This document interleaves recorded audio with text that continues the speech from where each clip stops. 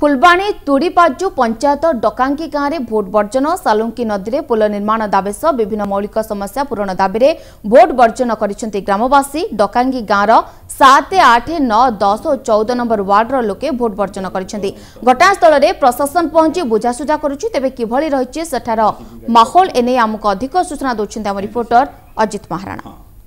हाँ देखो आज कंधमाल द्वितीय पर्याय मतदान आरंभ हो जाए दिन 7टारू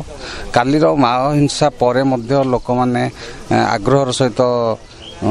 मतदान केन्द्र को आसिक भोट दौरान किंतु जो माओ प्रवण अंचल अच्छी 60टा सेंसिटिव बूथ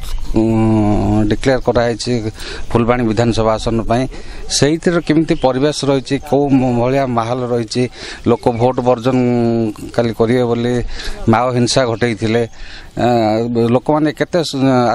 आशंका भितर अच्छा कहीं भोट वर्जन कर आम सेमती गोटे जगार बर्तमान आसिक अच्छु फुलबाणी डकांगी गाँव में से डकांगी गाँव में भोट वर्जन लोक मैंने कर मौलिक सुविधा वंचित अच्छा भोट वर्जन करपट अंचल प्राय रास्ता घाट सुविधा ना दीर्घ दिन है काठपुल दाबी उपस्थापन कर काठपुल आज पर्यंत पूर्ण पुलटे हो पारा नहीं रास्ता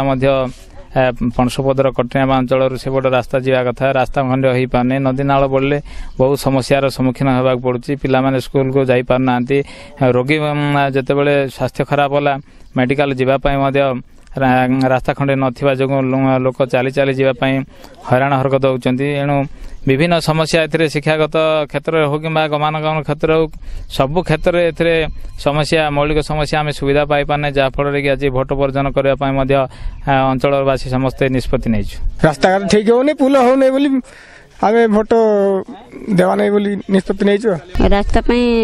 देवा पड़ो करवा पड़ो ना भोट देवा नहीं बोली कहती रास्ता दूरिया बाट आम चली चली घाटी बाट हालिया होकर आसु जर बेमार लेकर मेडिकल बोई कर ना पड़ो भोट वर्जन करेंगे बोले गाँव को छाड़ी पड़े आस प्रशासन पर्यंत गाँव में पहुँचने कि सुरक्षा देनी कालीर हुए तो हो पारे जे मैंने परिवेश सृष्टि होती कालीर माओ हिंसा पर